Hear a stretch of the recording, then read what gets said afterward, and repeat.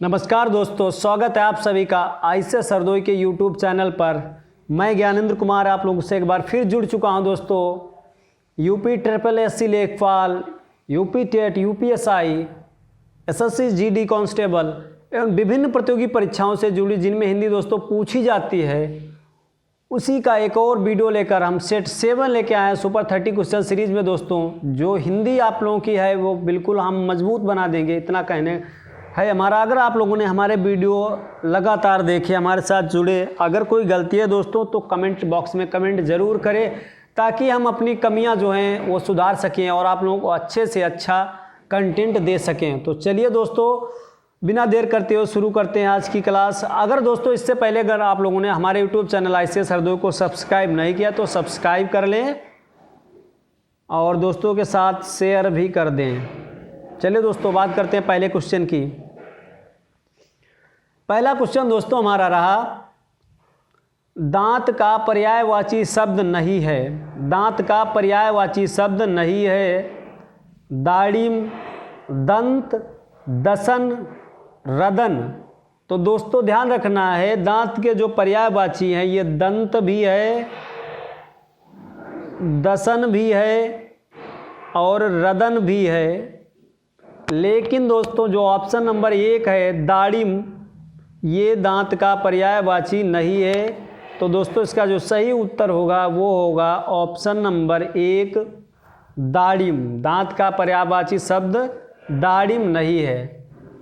चलिए बात करते हैं दोस्तों अब अगले क्वेश्चन की। अगला क्वेश्चन दोस्तों हमारा है, सापेक्ष शब्द का विलोम है। सापेक्ष शब्द का विलोम है निरपेक्ष, परोक्ष, प्रतिपक्ष या स्पष्ट।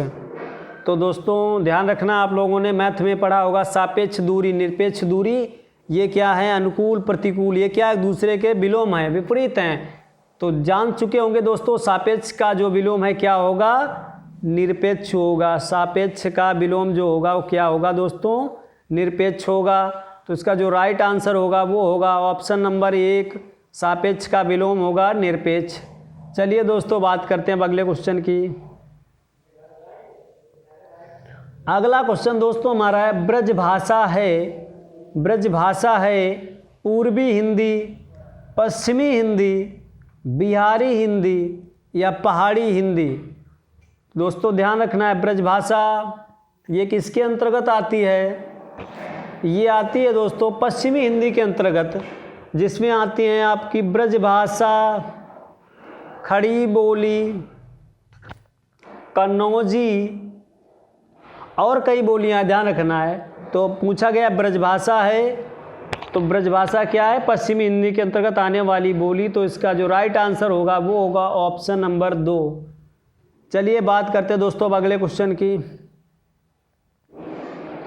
अगला क्वेश्चन दोस्तों हमारा दिया गया है, सजावट शब्द में प्रयुक्त प्रत्यय है।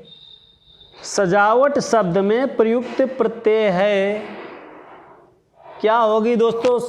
सबसे पहले जान लेते हैं दोस्तों प्रत्यय होती क्या है। प्रत्यय होती हैं जो शब्द के अंत में लगी होती हैं दोस्तों, शब्द के अंत में लगी होती हैं। जैसे सजावट, इसमें लास्ट में किसका आभास हो रहा है इस, तो बताना है आप लोगों को। सही उत्तर आव, आवट, आहत या टा। तो इसका जो सही उत्तर दोस्तों होगा वो होगा आवट। सजना होता है ना, सजाना, अगर उसमें आवट जोड़े तो सजावट हो जाएगी। तो इसका जो राइट आंसर होगा दोस्तों वो होगा ऑप्शन नंबर 2, सजावट का जो सजावट में शब्द प्रयुक्त क्या प्रत्यय है? आवट। ध्यान रखना है। चलिए बात करते हैं अब अगले क्वेश्चन की। अगला क्वेश्चन दोस्तों हमारा है, अल्प विराम का चिन्ह है। अल्प विराम का चिन्ह है। अल्प विराम का चिन्ह है दोस्तों, इंग्लिश में बोले तो कॉमा, इंग्लिश में बोलते हैं कॉमा। अब तो आप लोग जान ही चुके होंगे, हिंदी में बोलते हैं अल्प विराम, यानी कुछ क्षण के लिए रुका शब्द और फिर चल पड़ा। तो ऑप्शन दोस्तों क्या दिए गए? पहला दिया गया है, ये दिया गया है प्रश्नवाचक का चिन्ह। दूसरा दोस्तों चिन्ह दिया गया है विस्मयाबोधक का। तीसरा दिया गया है पूर्ण विराम का। और लास्ट वाला दोस्तों ये दिया गया अल्प विराम का, तो इसका जो सही उत्तर होगा वो होगा ऑप्शन नंबर 4। अल्प विराम का जो चिन्ह होता है वो इंग्लिश में बोले तो कॉमा होता है, ध्यान रखना है। बात करते हैं अब अगले क्वेश्चन की। अगला क्वेश्चन दोस्तों हमारा है, निम्नलिखित में से कंठ तालव्य स्वर है, निम्नलिखित में से कंठ तालव्य स्वर है। ऑप्शन जिसके दोस्तों दिए गए बड़ी ई, औ, बड़ा आ या ए। तो दोस्तों ध्यान रखना है, कंठ तालव्य स्वर कौन होते हैं? ए और ए, दो स्वर होते हैं, ये होते हैं कंठ तालव्य। और हमारे पास ऑप्शन में क्या है? ए है। तो दोस्तों ध्यान रखना है, इसका जो सही उत्तर होगा वो होगा ऑप्शन नंबर 4, ए जो है ये कंठ तालव्य स्वर है। चलिए दोस्तों बात करते हैं अब अगले क्वेश्चन की। अगला क्वेश्चन दोस्तों हमारा है, हिंदी वर्णमाला में स्वरों की संख्या कितनी है? हिंदी वर्णमाला में स्वरों की संख्या कितनी है? 10, 11, 12 या 13? अभी तक आप लोगों ने 13 तो स्वर पढ़े हैं हिंदी वर्णमाला में, लेकिन ध्यान रखना है दोस्तों वहाँ पे अंग और जो आहा होता है ये स्वरों में नहीं गिना जाता, ये अयोग वाह वर्ण होते हैं। और बचे कितने अब दोस्तों? 11। तो हिंदी वर्णमाला में कितने स्वर होते हैं? 11। इसका जो राइट आंसर दोस्तों होगा क्या होगा?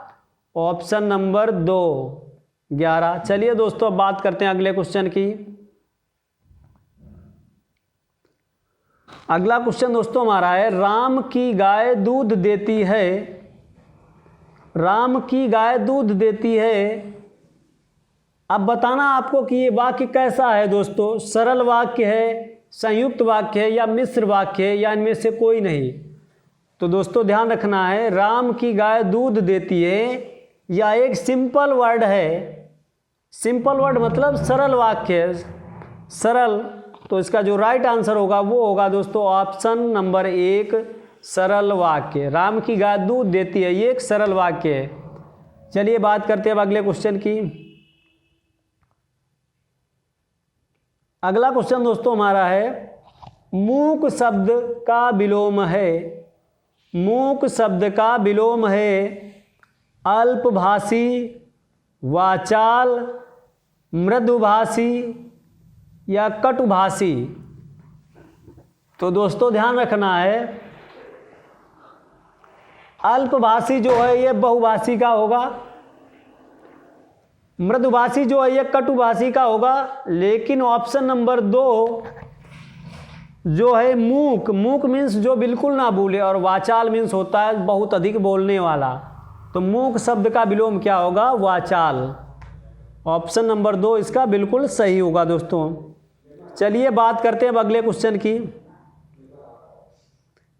अगला क्वेश्चन दोस्तों हमारा दिया गया है, निम्नलिखित में से तत्सम शब्द है, निम्नलिखित में से तत्सम शब्द है पुस्तक, सात, कान, हाथी। तो दोस्तों ध्यान रखना है, सात जो है ये तद्भव है किसका? सप्त का। कान जो तद्भव है किसका? कर्ण का।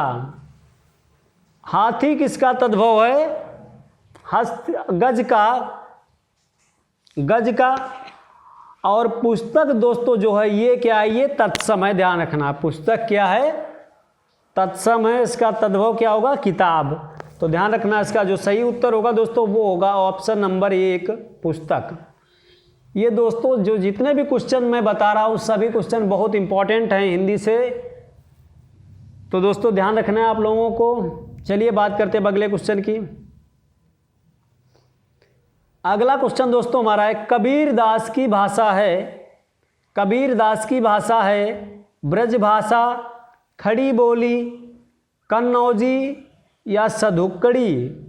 तो दोस्तों जैसा कि आपको पता है कबीर दास जो है निर्गुण काव्य धारा के कवि थे। ये कुछ भी अपनी लाइनों में दोहा में कोई एक पर आधारित नहीं था।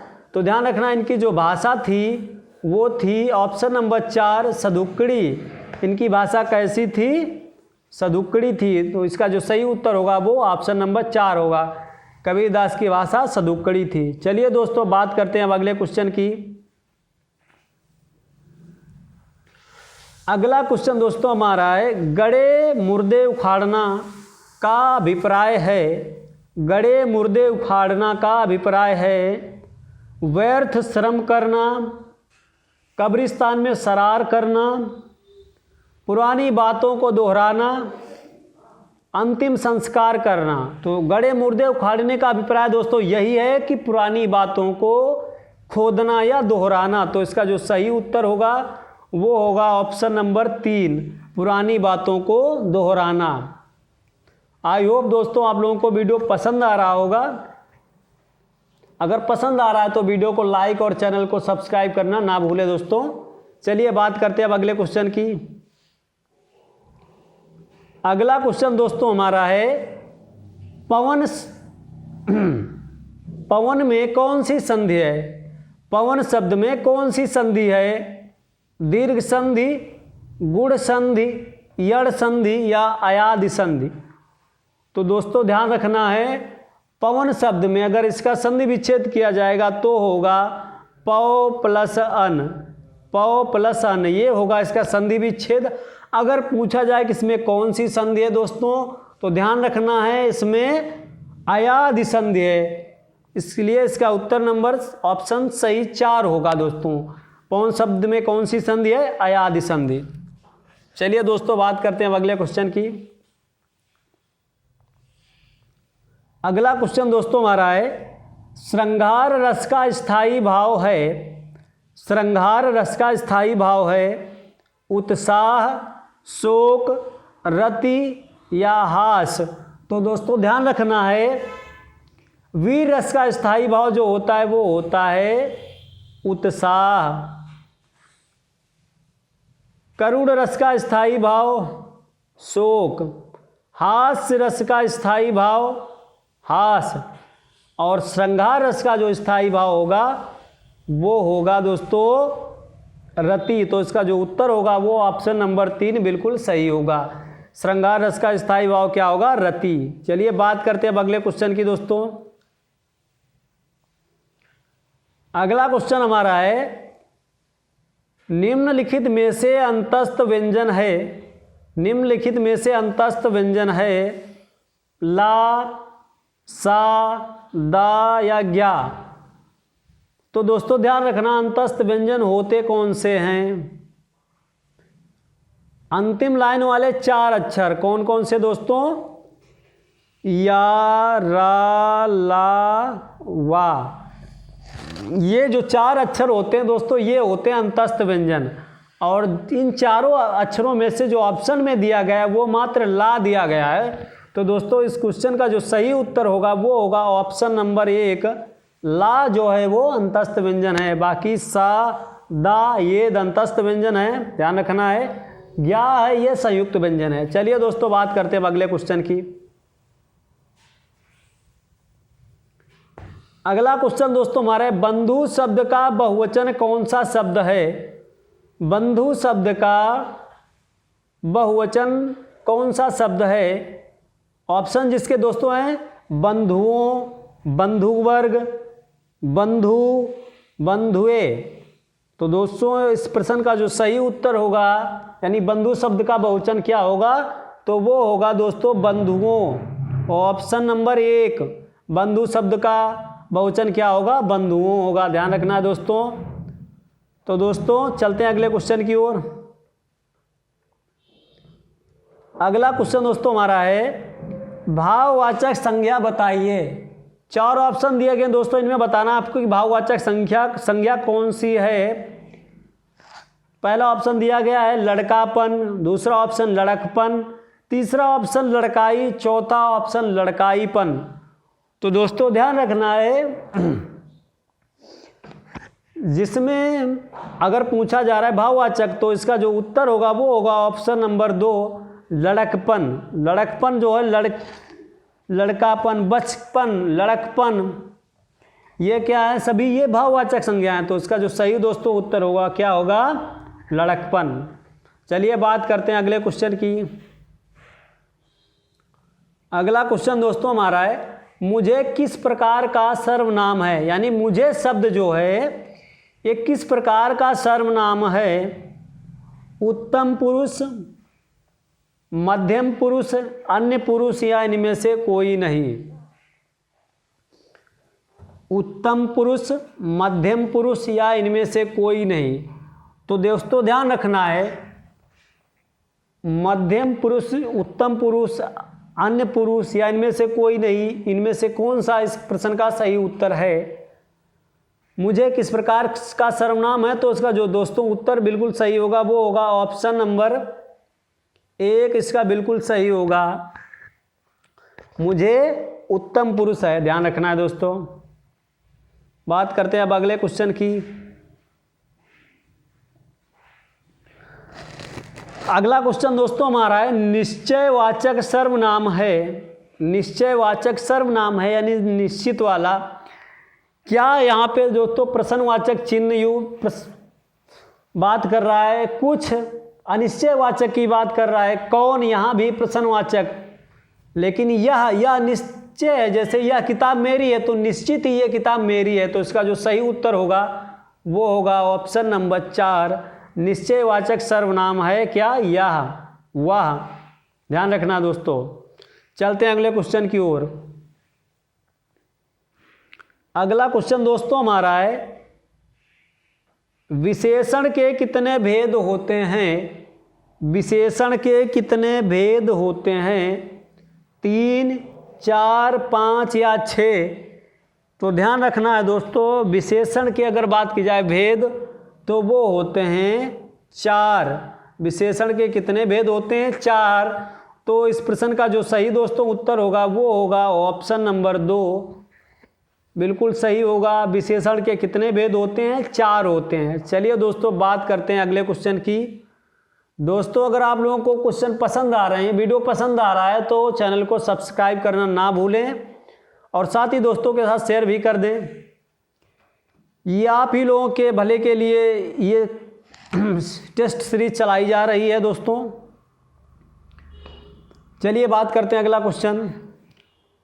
उसका कोट पुराना था, रेखांकित शब्द में कौन सा विशेषण है।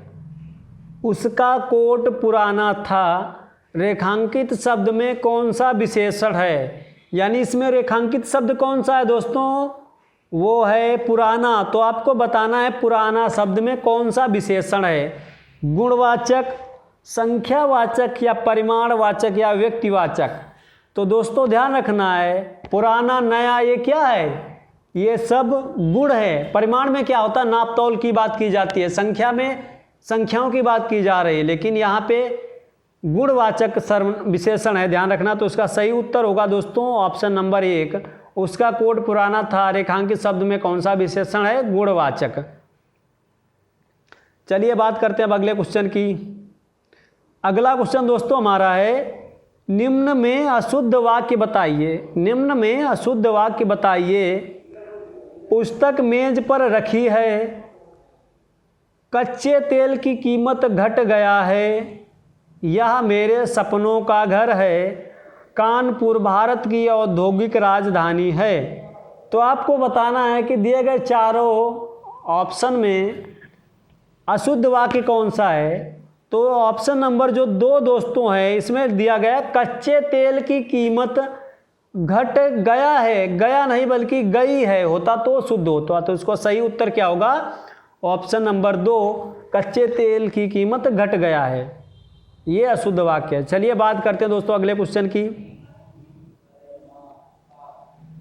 अगला क्वेश्चन दोस्तों हमारा है, अनिल, अनल शब्द युग्म का सही अर्थ है। अनिल, अनल शब्द युग्म का सही अर्थ है, आग, हवा, हवा आग, हवा जंगल, जंगल आग। तो दोस्तों ध्यान रखना है, अनल मीन्स, अनिल मीन्स होता है, अगर बात की जाए पर्यायवाची तो इसका होता है हवा।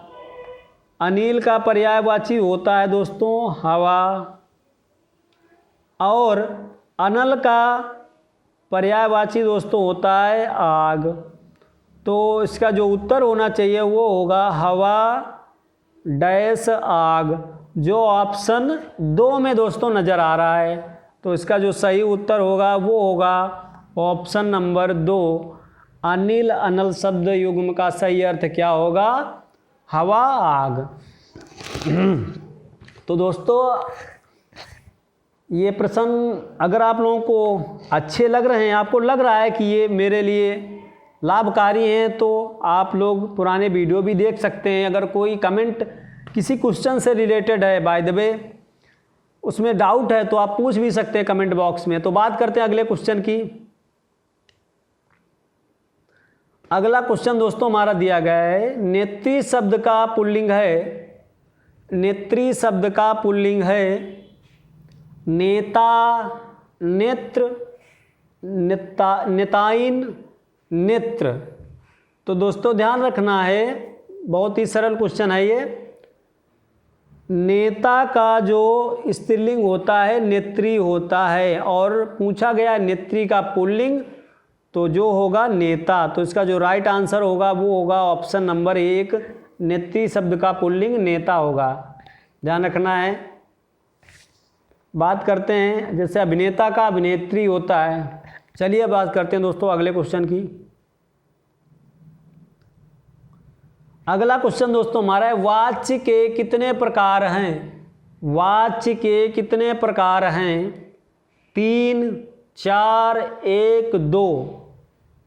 ऑप्शन दोस्तों हमारे 3, 4, 1, 2। वाच्य के कितने प्रकार हैं? तो दोस्तों ध्यान रखना, अगर वाच्य नहीं पढ़े तो ध्यान रखो, वाच्य के 3 प्रकार हैं। कौन कौन से दोस्तों? अगर बात करें तो कृत्यवाच्य, कर्मवाच्य, भाववाच्य। सबसे पहले कृत्यवाच्य, फिर कर्मवाच्य, फिर भाववाच्य। तो वाच्य के 3 प्रकार हैं, ध्यान रखना। तो इसका जो सही उत्तर होगा वो होगा ऑप्शन नंबर 1, वाच्य के 3 प्रकार हैं। बात करते हैं दोस्तों अब अगले क्वेश्चन की। अगला क्वेश्चन दोस्तों हमारा है, बसो मेरे नयनों में नंदलाल, बसो मेरे नयनों में नंदलाल, उक्त पंक्तियाँ किसके द्वारा लिखी गई हैं? बसो मेरे नयनों में नंदलाल, उक्त पंक्तियाँ किसके द्वारा लिखी गई हैं? पहला ऑप्शन है कबीरदास, रहीम, रसखान या मीराबाई। तो दोस्तों ध्यान रखना, ये पंक्तियाँ जो लिखी हैं ये लिखी है मीराबाई जी ने। तो इसका जो सही उत्तर होगा वो होगा ऑप्शन नंबर 4, बसो मेरे नैनों में नंदलाल। ये पंक्तियाँ मीराबाई जी ने लिखी हैं, ध्यान रखना है। चलिए बात करते हैं दोस्तों अगले क्वेश्चन की।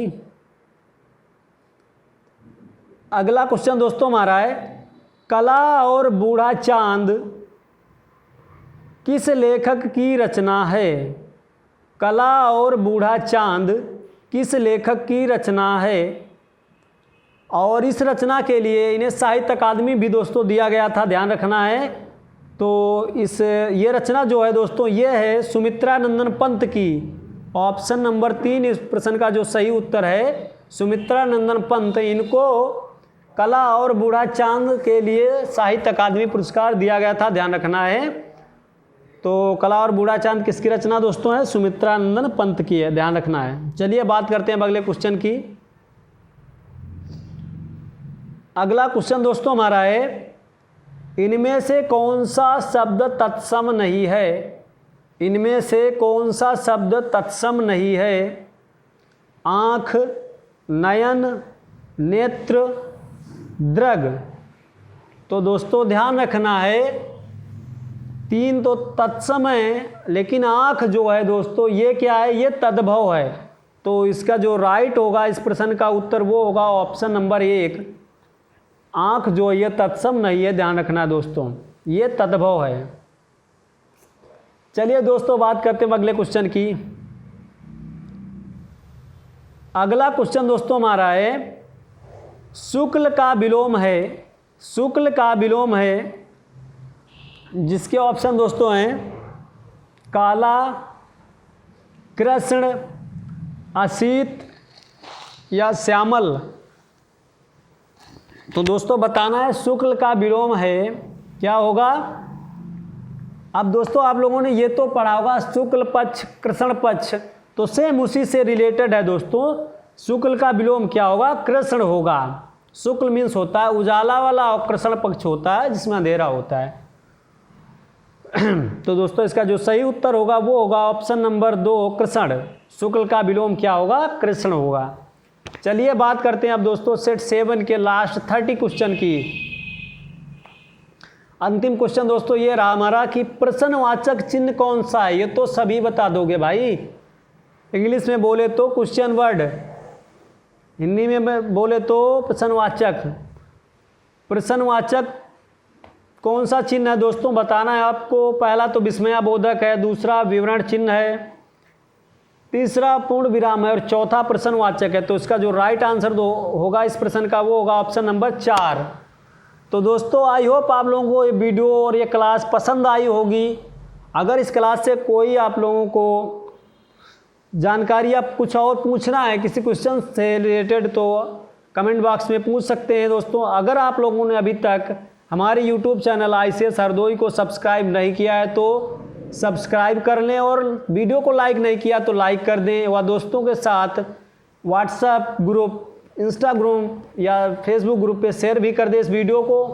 वहीं अगर इस वीडियो से रिलेटेड कोई भी जानकारी लेनी है या कुछ पूछना है तो आप कमेंट बॉक्स में हमें कमेंट भी कर दें।